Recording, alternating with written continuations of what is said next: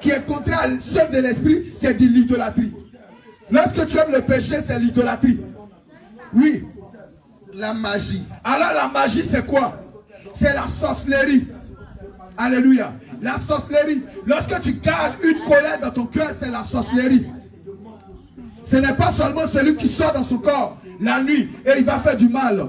Le fait que tu gardes quelque chose, une rancune dans ton cœur, et quelque chose, et que tu n'arrives pas à pardonner à ta soeur, tu n'arrives pas à pardonner à ton frère, tu es identique à un sorcier.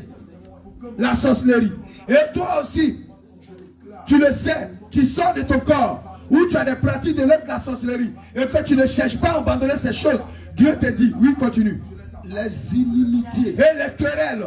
À longueur de journée, les petites histoires, les djebé, les inimitiés, les querelles, oui.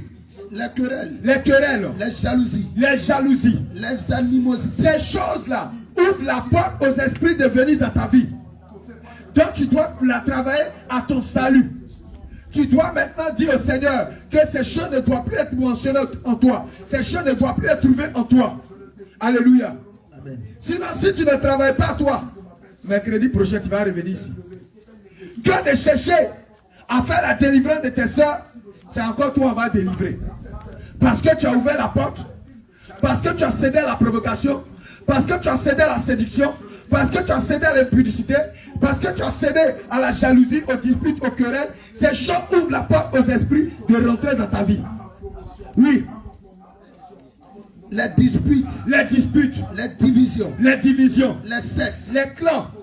C'est-à-dire que tu es attaché à tel, tu aimes telle personne, tu aimes causer avec ce genre de personnes, et ça crée des petits sectes et des clans. Oui. L'envie, l'ivrognerie. Alors, les gens vont penser que c'est le fait seulement d'aller boire. Aimer quelque chose, c'est de l'ivrognerie. Aimer la colère, c'est être ivre de la colère. Et ces choses, oui. Et les excès de table. Et aussi, il faut que maintenant, tu travailles sur toi. C'est-à-dire que dans la semaine, tu dois t'organiser à avoir des jours de prière pour toi-même. Des moments de jeûne pour toi-même. Dans la semaine, tu peux choisir 2 jours. Le lundi, le mardi, ou bien le lundi, vendredi. Ces 2 jours-là, ça c'est programmé pour toi. Ces 2 jours-là sont consacrés pour toi. Et pendant ces 2 jours-là, tu vas commencer à te repentir. Seigneur, pardonne-moi. Seigneur, certainement j'ai fait quelque chose. Seigneur, délivre-moi de ça. Seigneur, ces choses encore sont encore en moi. Seigneur, libère-moi de ces choses. Et toi-même là, tu vas travailler sur ton salut. Parce que si tu n'es pas conscient de ton adoration, tu ne pourras pas rentrer au ciel. Oui. Je vous le dis d'avance. Alors le Seigneur dit. Oui. Je vous le dis d'avance. Je vous le dis d'avance. Comme je l'ai déjà dit. Comme le Seigneur le dit toujours. Que ceux qui commettent de telles choses, ceux ou celles qui commettent de telles choses, n'hériteront pas le royaume de Dieu. Voilà la parole de Dieu. Tu ne vas pas rentrer au ciel. Si tu ne travailles pas à ton salut, si tu ne dis pas, Seigneur, l'impudicité, ces choses me fatiguent. Seigneur, redis, libère-moi de cela. Seigneur, à partir d'aujourd'hui, je renonce à cela. Seigneur, aide-moi à ne plus retourner à mon vomi. Aide-moi à ne plus retourner à mon vomi. Et que tu penses que chaque mercredi, tu vas venir ici, on va prier. Tu vas retourner lundi, mercredi. C'est-à-dire mercredi, on a fini de prier à 18 h. J'ai à vous dire quelque chose. Si vous avez une vie de prière, on ne peut pas vous lancer flèche.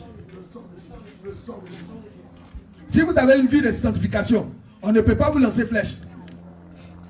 Bien aimé, si on prend bois de suite et puis on allume ici, on allume le bois ici, le feu ici, même à des kilomètres, à des mètres déjà, tu sens déjà la chaleur. Tu sens déjà la chaleur. Alors qu'il est dit dans la parole que notre Dieu est un feu dévorant. Alors le Saint-Esprit là, quand il vient en toi là, c'est du feu. Alors quand le Saint-Esprit est en toi, ça va faire que même le sorcier, la sorcière ne peut pas s'approcher de toi parce qu'il y a le feu. J'ai vous dit, il y avait des chrétiens qui étaient, c'est quelqu'un qui rend le témoignage. Il y avait des chrétiens qui étaient dans un véhicule. Au départ, lui le sorcier, il était dans un véhicule. Et il a vu que le véhicule, la sirène des eaux, il y a un pont sur lequel ils doivent passer pour traverser. Mais comme la reine, elle a besoin du sang humain, elle voulait tuer les gens, alors le véhicule a commencé à perdre le contrôle. Et comme lui-même était dedans, il est sorti. Et il a vu l'esprit qui agitait le véhicule. Et maintenant, ils ont tout fait et le véhicule s'est arrêté. Et il allait échanger avec l'esprit. Et maintenant, il y avait encore un autre véhicule qui arrivait. Et les chrétiens partaient à l'évangélisation. Et étant dans le véhicule, ils ont commencé à louer. On commençait à célébrer le Seigneur. Donc le véhicule, c'est devenu du feu. Tout le véhicule était du feu. C'est comme une boule de feu qui se déplaçait. Donc, celle qui était dans l'eau, avec le magicien, elle disait au magicien que ce qui arrive là, c'est fort, je ne peux pas rester ici. Donc, elle a fui. Elle est partie loin. C'est quand le véhicule est passé qu'elle est revenue. Vous comprenez? Alors, tes attaques, non, on lui a lancé flèche. On m'a lancé flèche. On m'a attaqué. Ça montre que toi-même, là, il y a des portes d'ouverture. Donc, tu dois travailler de sorte que ces portes d'ouverture soient fermées. En Israël, il y avait des portes. Il y avait les murs d'Israël qui avaient été perforés, qui avaient été troués. Il y avait des trous, il y avait des choses. Donc, n'importe qui pouvait rentrer à Jérusalem comme n'importe comment. Alors Esdras ou Néhémie étant dans le pays étranger, ont commencé à pleurer pour dire Seigneur, notre pays est détruit. Nous avons péché contre toi. Alors qu'est-ce qui s'est passé? Ils se sont retournés. Esdras est venu, il a demandé autorisation chez le roi chez qui il travaillait et il est venu et ils sont partis réparer les murs de Jérusalem. Et les murs de Jérusalem, c'est ta vie. Tant qu'il y a des brèches, il y a des fissures, cela ouvre la porte aux esprits de rentrer là-bas. Mais s'il n'y a plus de porte, il n'y a plus de fissures, il n'y a plus rien, il ne peut plus rentrer. Donc le Seigneur demande à ce que tu travailles à ton salut. Le Seigneur veut que tu entretiennes le salut par le jeûne, par la prière, par la méditation, par l'évangélisation. Regarde, quand quelqu'un commence à évangéliser, quand tu commences à évangéliser, et qu'il y a des choses qui ne vont pas dans ta vie, à l'intérieur de toi commence à te dire, mais toi tu veux parler de ça, mais pourtant toi mais tu fais ça. Donc ça veut dire que ton cœur va commencer à te condamner. Alors qu'est-ce que tu vas faire? Tu vas faire tout de sorte que ce qui te condamnait soit ôté. Toi tu vas travailler pour qu'on n'entende plus ça. Alors quand tu vas commencer à ne plus attendre cela maintenant, tu seras à l'aise. Alors tu vas commencer à travailler sur toi. Alors tu seras libre de dire dans le bus ou bien au marché, il faut fuir l'impudicité. Parce que toi-même là aussi, tu ne pratiques plus l'impudicité. Alors tu seras capable de dire, il faut fuir la masturbation. Parce que toi-même tu ne pratiques plus la masturbation. Alors il faut fuir la colère. Alors toi-même tu ne pratiques plus ces choses. Alors voilà ce à quoi le Seigneur t'appelle. Alléluia. Donc voilà comment vous devez travailler. Vous ne devez pas rester là. Vous ne devez pas rester là. Mais vous devez travailler. Et le Saint-Esprit aime qu'on ait un mouvement. Le Saint-Esprit aime quand on commence à travailler, quand nous sommes en mouvement. Le Saint-Esprit n'aime pas les gens qui s'arrêtent. Le Saint-Esprit aime les gens qui sont en mouvement, qui commencent à travailler. Quand tu commences à travailler sur toi, bien aimé, tu commences à travailler et tu commences à faire l'œuvre de Dieu. Quand tu veux plaire au Seigneur, tu ne vas plus te livrer au péché. Quand tu veux plaire au Seigneur, tu ne vas plus te donner à la vie de péché. Parce que quand tu vas commencer à te donner à la vie de péché, à l'intérieur de toi va raisonner pour dire, mais toi tu dis aux gens, mais pourtant toi mais tu fais. Alléluia.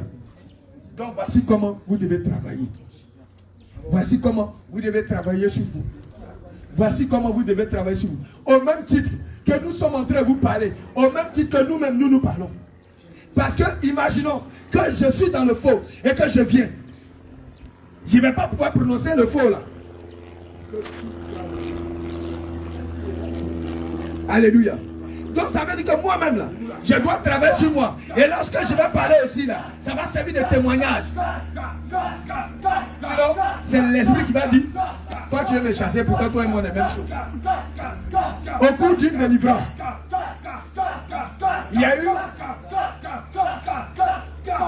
un homme qui est sorti avec une jeune fille la journée. Il est sorti, on ne l'a pas vu, personne ne l'a vu. Ça fait au moins 3 jours comme ça, personne ne l'a vu. Et il a fait ce qu'il devait faire. Et la jeune fille ne le connaît pas. La jeune fille pour qui les gens prient, on ne le connaît pas. Alors il commence à s'approcher.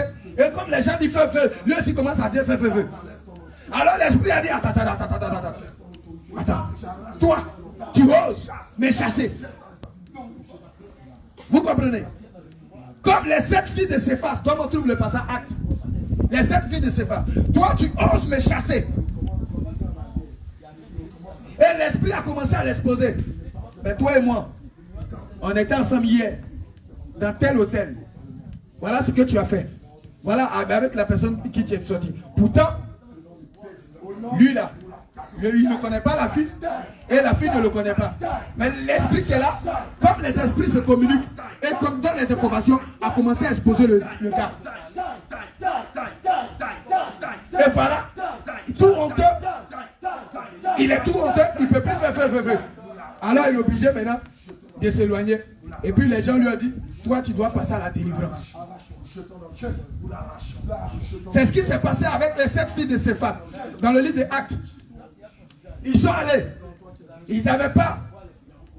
Ils n'avaient rien de Dieu en eux. Et ils ont voulu aussi se permettre de chasser, comme Pierre chassait les démons. Alors quand ils se sont permis d'aller chasser l'esprit, l'esprit a dit, mais moi je connais Paul. Je connais les maîtres. Mais toi tu es qui? Tu veux me chasser pourquoi? Et l'esprit s'est jeté sur les 7 personnes dans la maison. J'ai dit, c'est la dépendance, ils ont fui. Alléluia. Donc travaillez pour vous-même, travaillez sur vous-même. Sinon, si tu ne travailles pas sur toi, hein, un matin, où tu es en train d'évangéliser, l'esprit va dire, mais toi et moi, on est ensemble. Tu viens me chasser pourquoi? Faut te taire là-bas. Et puis tu es bloqué. Alléluia. Est-ce qu'on a compris? Amen. Si tu n'as pas compris, tu lèves la main. Tu vas poser question.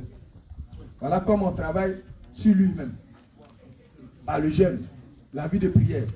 Dans la semaine, tu t'organises. Dans la semaine, tu as au moins 2 jours de prière. Alléluia. Et tu organises ces jours-là. Ces jours-là, tu les respectes. Et tu commences à méditer. Tu commences à méditer. Alléluia. Et tu t'organises. Quand tu vas commencer à méditer, le Saint-Esprit va t'inspirer des sujets que tu vas aborder pendant l'évangélisation. Pendant l'évangélisation, tu peux aborder plusieurs thèmes. La Bible est remplie de plusieurs sujets. Tu peux parler de ton témoignage. Tu peux parler de ta vie. De ce que toi-même tu étais. Voleuse, prostituée. Non, voilà ce que je faisais. Mais le Seigneur m'a libéré. Il peut aussi te libérer. Et parler, aborder des sujets. Sors de lui, sors! Alors demain, j'ai dit, nous avons évangélisation. Alors si tu es ici, que tu veux participer, viens, tu vas apprendre comment faire l'évangélisation. Donc demain, à partir de 8 h, on va se rendre au marché d'Adjaoui. Alléluia. Pour évangéliser. Alors viens, tu vas écouter. Viens voir comment on aborde les gens. Viens comment on parle. Regarde, l'évangélisation est identique à un commercial. Tu veux vendre des articles. Alléluia. Quand tu veux vendre des articles, tu vas utiliser tout ce qu'il faut pour pouvoir gagner la personne. Alléluia. Gloire à Jésus. Mais on a remarqué que les bien-aimés ne savent pas évangéliser. Alléluia. Tout de suite, ils deviennent désagréables. Dans le livre de Proverbes, dit que quand la sagesse est mal apportée, ça devient maintenant quelque chose. Elle est mal apportée, on va le lire, Proverbe 22.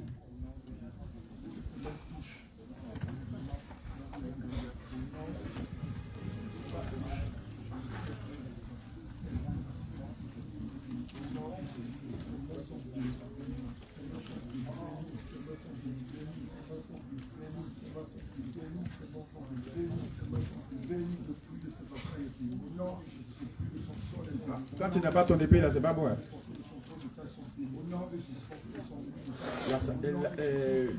Tu rends la science aimable. Alléluia. La bouche du sage rend la science aimable. Elle est censée distiller la foi. Au nom de Jésus. Alléluia. Au nom de Jésus. Là où on ne t'attendait pas. C'est là qu'on va te prendre. Au nom de Jésus. Là où on ne marchait pas de toi. C'est là où on te permet de prendre. Au nom de Jésus. Au nom de Jésus. La science la bouche du sage rend la science aimable.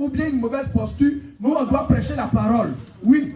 Reprends. On doit reprendre. Censure. On doit censurer. Exhorte. On doit exhorter. Avec tout douceur. Mais avec tout douceur. Avec tout douceur. Avec tout douceur. Pour amener les gens à comprendre ce qu'on dit là, les dangers qui sont derrière.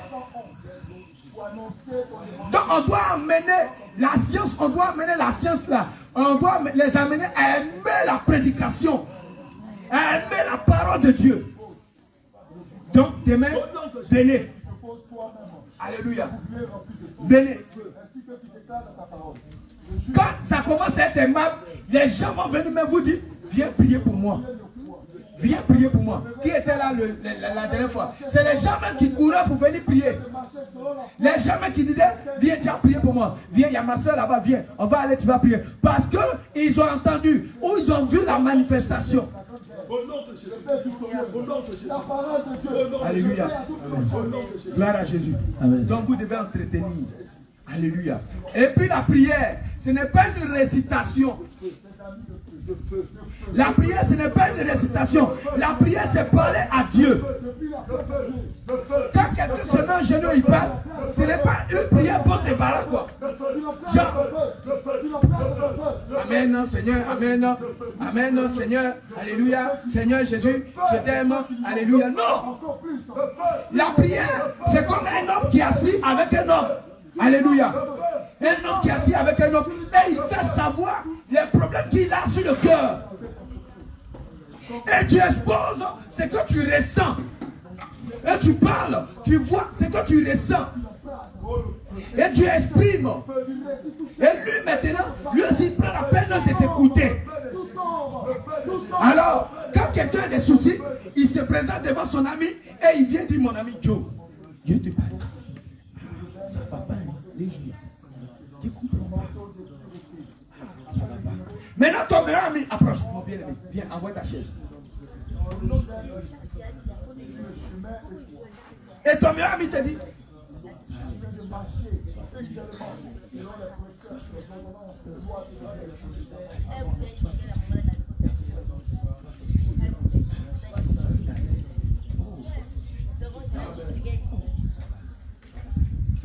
mais si tu viens devant ton ami, tu dis, Joe, ça va pas chez moi, ça va pas. Il ne va pas considérer ça. Mais tu viens et tu commences à lui dire, Joe, je ne comprends pas, toujours ma vie là, c'est comme ça. Je travaille, mais ça n'avance pas. Je ne comprends pas. Et puis il y a toujours des histoires. C'est comme ça quand tu te mets en genou, puis tu parles au Seigneur. Tu parles comme un homme parle un homme.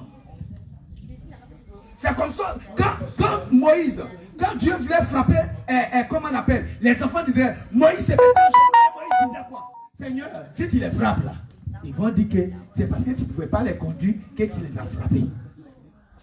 Est-ce qu'il ne parlait pas? Dieu dit lui-même dit dans sa parole que quand Marie et Aaron se sont rebellés contre Moïse, parce que Moïse avait pris une femme étrangère, et que Dieu est descendu, et qu'il a frappé Marie de lèpre, qu'il les a convoqués à la table d'assignation, qu'est-ce qu'il a dit? Il a dit à Moïse, je lui parle bouche à bouche, comme un homme parle à un homme.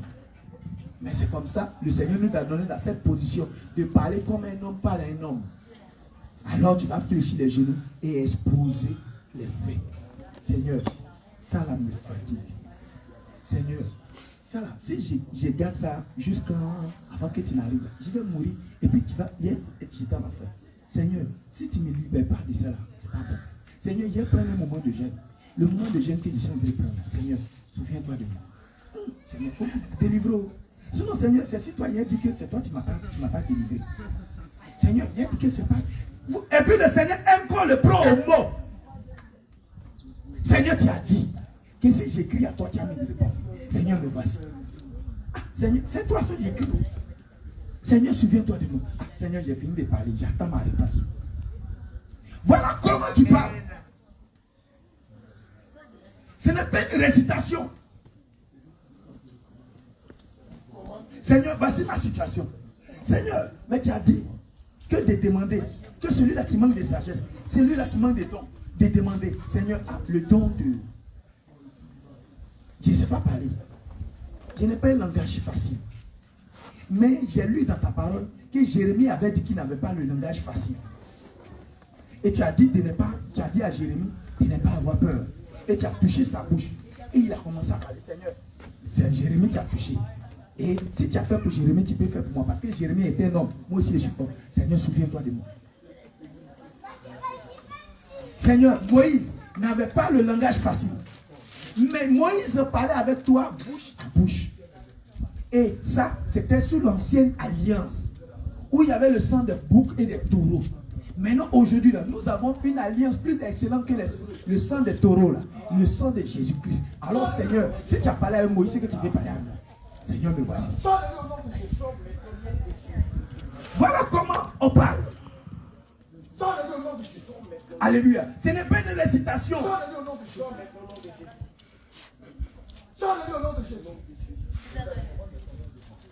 Voilà, Seigneur, tu as dit que celui-là qui ne mange pas ne travaille pas. Seigneur, ce matin, je sors pour aller chercher un emploi. Seigneur, moi, je ne sais pas où le travail se trouve.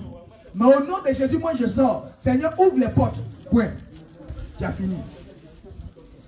Et tu es venu t'asseoir.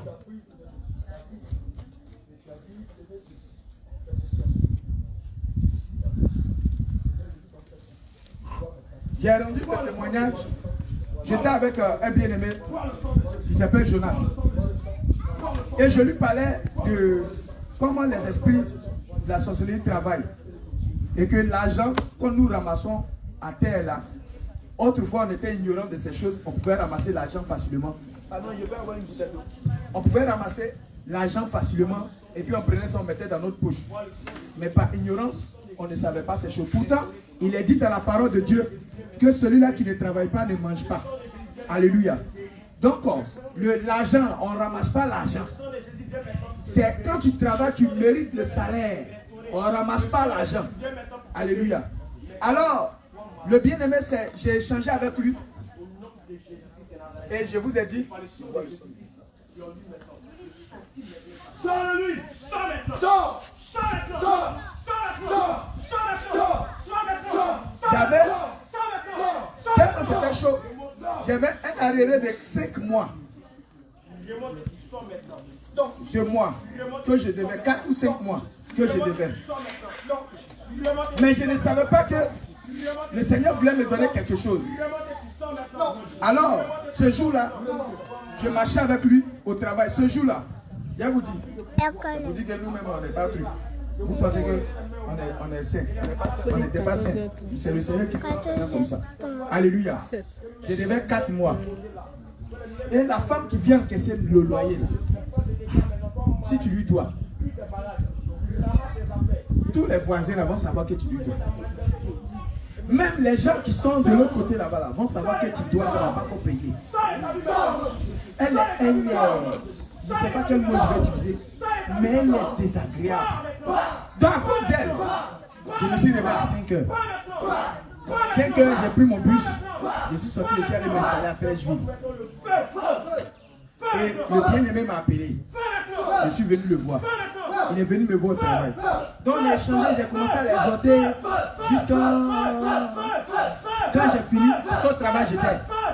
Quand j'ai fini de les exhorter, maintenant il était l'heure pour qu'il parte. Donc je l'ai accompagné. Et on marchait. On a marché de rue 12. Et lui il est à Notre-Dame. Cinéma Attente. Il est à Notre-Dame. Donc après Notre-Dame, il y a cinéma Attente. Il est vers là-bas. Donc on a marché de rue 12 jusqu'à arriver à la pharmacie Notre-Dame. La voie de l'église catholique. Parce que l'église catholique est comme ça. Et puis la pharmacie est un peu devant la voie qui longe l'église catholique. Il y a eu 3600 francs qui étaient à terre.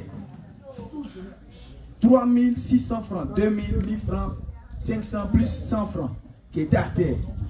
Et il s'est abaissé, il voulait prendre, il dit non, laisse. Je suis sûr que ça l'avait mal. Il dit non, laisse. Qu'est-ce que ça là?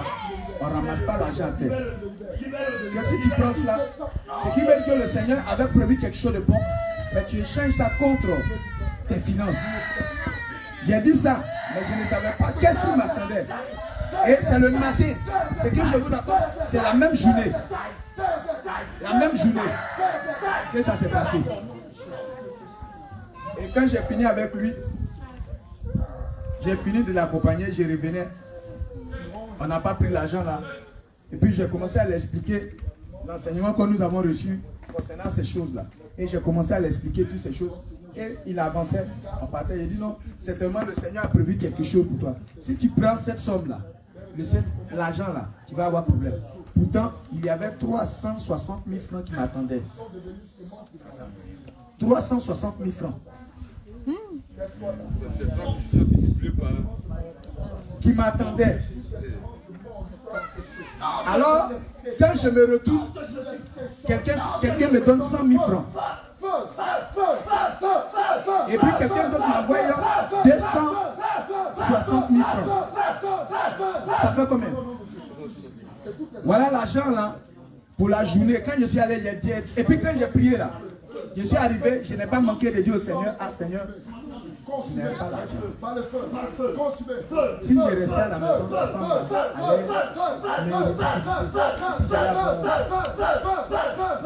c'est pourquoi ce matin je me suis levé, j'ai fui. Mais je ne sais pas comment je vais faire pour avoir l'argent. Je ne sais pas. Mais je suis venu au travail, Seigneur, trouve une solution. Voilà ma prière que je fais cette journée-là. Voilà la prière que je fais. J'ai parlé sincèrement. J'ai parlé au Seigneur. Ah, Seigneur, voici les réalités. Voilà ce que je traverse. Mais je ne sais pas comment je vais faire. Si il dit comment je vais faire pour avoir cette somme pour pouvoir éponger la dette, là, je ne sais pas. Alors, la somme l'a fait 40 000 francs. 40 000 francs, 40 000 francs, 40 000 francs. 40 000 francs fois 4, ça fait combien? 160 000.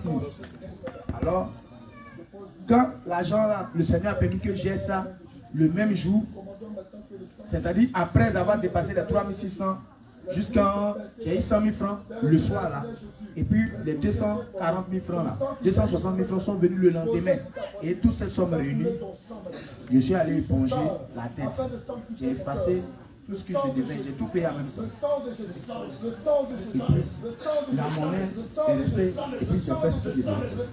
Alors j'ai appelé le bien-aimé pour dire, si on avait pris les 300 temps là, j'étais en train de parler avec toi, mais à l'intérieur de moi, j'avais une dette. Je devais, je n'avais pas payé le loyer. Et la personne me disait, mais quand tu es dans la maison, tu ne payes pas, faut sortir. Et me disait toutes ces choses-là. Et je ne savais pas comment faire. Mais le Seigneur a permis de prendre l'argent. Et voilà. Et je l'ai expliqué. Il a rendu le témoignage. Lui qui a la caméra en main ici là. Lui. J'ai quelqu'un qui m'avait donné son ordinateur. Avant. Et l'ordinateur qu'il m'avait donné, c'était pour le réparer et puis le lui ramener. Et quand j'ai réparé l'ordinateur, j'ai gardé l'ordinateur. Et puis, c'était dans la période, et puis en même temps, ils ont arrêté Gbagbo. Donc le pays était mouvementé. Donc lui, il était encore tout petit. Et sa maman l'a pris. Et j'ai vendu l'ordinateur 120 000 bien combien là-bas. Et puis j'ai vendu l'ordinateur. Là, je ne connaissais pas encore la Sainte Doctrine, rien. J'ai vendu l'ordinateur et j'ai payé son transport, il allait à Gagnoa. Et puis moi ici, il restait ici, là, j'ai dit, je vais lutter un peu. S'il y a eu un peu d'argent, puis ils sont partis. Crise est finie. Moi, je pensais que crise là, ça allait rester jusqu'à. On allait rester dans la crise jusqu'à. Crise est finie. 1 an, 2 ans. Le pays a commencé à se stabiliser. Le monsieur, producteur d'ordinateur, m'appelle. Et l'ordinateur. Alors je lui demande. Je dis le gars à qui j'ai donné là, il est allé au Ghana. Il va venir. Dans mon son, il va venir. On est dedans, ça fait encore 1 an. On a fait 1 an et quelques. Alors un jour, il dit trop c'est trop. Que je veux mon ordinateur. Le lendemain, je t'envoie une convocation à la gendarmerie. C'est chaud. Qu'est-ce que je vais faire? Je suis là, mais à l'intérieur de moi, même si j'ai ri les gens, ils ne savent pas ce qui se passe. À l'intérieur de moi, il y a quelque chose qui ne va pas. Je sais que demain, il y a quelque chose qui va m'abvenir. Maintenant, comment je vais faire pour régler? Je ne sais pas. Alors, lui qui a la caméra, on dormait dans la main, il dormait sur le même matelas que moi. Vers les 4 heures, il se lève et il chante, appelle là-haut, téléphone là-haut, dis-lui ce que tu veux, Appelle là-haut, téléphone là-haut. C'est à la maternelle qu'on leur apprenait à chanter ça. Dans une école baptiste. Il y a une école baptiste où on apprenait à chanter ça. Et le matin, il a commencé à chanter appel là-haut, téléphone là-haut. Parce que je savais que le problème allait arriver. Je n'avais pas de solution. Et puis il disait, mais si on m'a envoyé la convocation qu'on me garde, parce qu'on connaît la gendarmerie ici. Dès que tu viens, que tu n'as pas la chose là, on dit, bon, il faut rester, il faut appeler tes parents. Mais lui, il allait rester avec qui? Donc tout ça là me fatiguait l'esprit et puis je ne savais pas comment faire. Donc quand il a commencé à chanter, ça m'a réveillé. Et la chanson disait d'appeler en haut et de téléphoner en haut. Donc ce qui veut dire que je devais appeler quelqu'un. Et je devais dire à quelqu'un. Et sur le matin là, je me suis mis en genou pour dire, Seigneur, j'ai fait quelque chose de grave. Le monsieur m'a donné sa chose. Voilà la prière que je fais. Le monsieur m'a donné sa chose dans le but de dépanner. Je pouvais avoir quelque chose dedans. Mais j'ai très mal agi. Quand j'ai fini la chose, que de lui redonner, j'ai pris la chose et j'ai vendu. Oui, j'ai trouvé que c'était l'excuse. Et l'argent, j'ai dit que non, c'était la crise. Et l'argent, j'ai pu faire ce que je devais faire avec. Mais l'argent est fini. Et voilà que le monsieur m'appelle. Et je ne sais pas comment je vais faire. Je ne sais pas. Je suis coincé. Seigneur, aide-moi. Amen. Et je me suis levé. 5 heures, 6 heures, 7 heures. Quelque chose me dit, va à Trècheville. J'arrive à Trècheville. Je ne sais pas pourquoi je vais à Trècheville. Je ne sais pas ce que je vais faire même à Trècheville. Alors j'arrive à Trècheville. Arrivé à Trècheville, je vois un ami. Ils ont tué son grand frère pendant la crise post-électorale. Ils ont tué son grand frère. Alors il me voit. Il me dit, oh, je te cherchais même. J'ai un ordinateur à vendre. Il dit, ah. Alors que dans ma poche, je n'ai que 12 000 francs. 12 000 francs pour pas un ordinateur en Côte d'Ivoire ici. Je n'ai que 12 000 francs. Alors, je lui dis, ah, franchement, j'ai besoin de ton ordinateur là. Aujourd'hui même. Mais je n'ai pas d'argent. Il dit, mais tu as combien? Il dit, frère, il ne va pas te mentir. J'ai 12 000 francs, mais il ne peut pas te donner tout. Il te donne 10 000 francs, puis il prend. Et puis le reste, il paye. Il dit, ah, il n'y a pas de plan, alors. Et on est parti à la maison chez lui. Il m'a donné l'ordinateur. Il a allumé. Ça a allumé. Ça a démarré toutes ces choses. Justement, même mon corps là, mon sang là, dedans là, l'adrénaline est montée. Il n'a qu'à faire vivre. Il ne faut pas ça s'éteindre dans sa main aussi.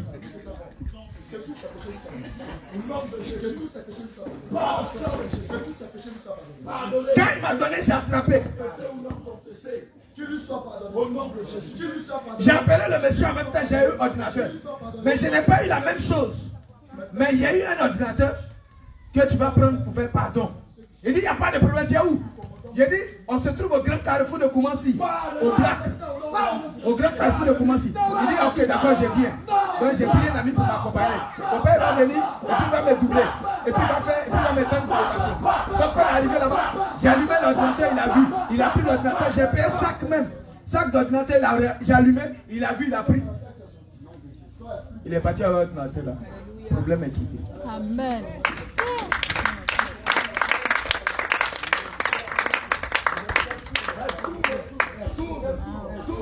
Donc s'il vous plaît, parlez au Seigneur, parlez-lui sincèrement. Parlez-lui sincèrement. Pas les prières à bon débarras. Pas les prières à bon débarras. Le Seigneur Jésus est identique à un président. Quand tu vas parler au président, tu vas préparer le sujet. Tu vas préparer ce que tu dois lui dire. Tu vas parler sincèrement pour que le président voie le problème dont tu souffres. Et le président maintenant va se rendre compte et il va trouver une solution pour toi. Alléluia. Et c'est comme ça aussi vous devez parler aussi avec le Seigneur. Alléluia. Gloire à Jésus. Maintenant vous, pour qui aujourd'hui on a prié, vous avez vomi, on a fait la délivrance, entretenez votre délivrance. Parce que l'ennemi ne va pas dormir. Il va tourner, il va revenir encore. dans le but de vous éprouver, de vous tenter, pour que vous cédez et qu'il vienne. Donc vous là, ne lui donnez plus accès. C'est que vous avez l'habitude de faire avant. Changez cette habitude. C'est ce qu'on appelle être converti. Si tu partais toujours dans ce lieu-là, change. Maintenant, change d'habitude. C'est ça, être converti. Alléluia. Que le Seigneur vous bénisse. Tu vas prendre le droit d'abord.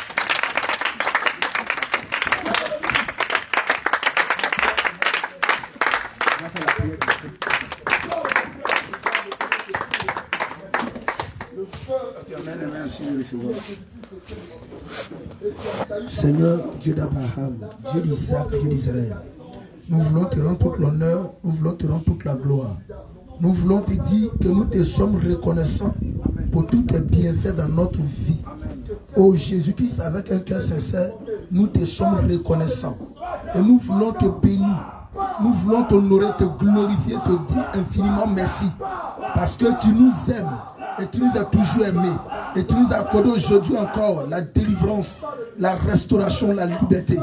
Seigneur, donne-nous la force afin que Jésus, la délivrance que tu nous as accordée, nous puissions t'honorer pour tous tes bienfaits dans nos vies. Donne-nous, Seigneur, d'aller chercher les âmes pour ton royaume. Donne-nous de travailler sur nous-mêmes, nos propres personnes, afin que nos âmes soient gagnées dans ton royaume céleste, pour que ton nom soit béni. Merci Jésus-Christ. Merci pour la vie de chacun de nous en ce lieu. Merci pour tout ce que tu fais pour nous. Seigneur, voici que nous avons fini. Nous allons retourner. Tous les esprits, les démons qui ont été chassés, là où ils se sont réunis pour dire qu'ils nous attendent. Seigneur, nous prions selon Ésaïe 66, le verset 16, que tu exerces ton jugement par un feu dévorant. Partout là où ils sont assemblés, partout où ils ont posé des pièges, Seigneur, qu'ils soient consumés au nom de Jésus. Tu as dit dans le livre d'Ésaïe, chapitre 8, au verset 9, tu as dit, poussez des cris de guerre et vous serez brisés. Préparez-vous au combat et vous serez brisés.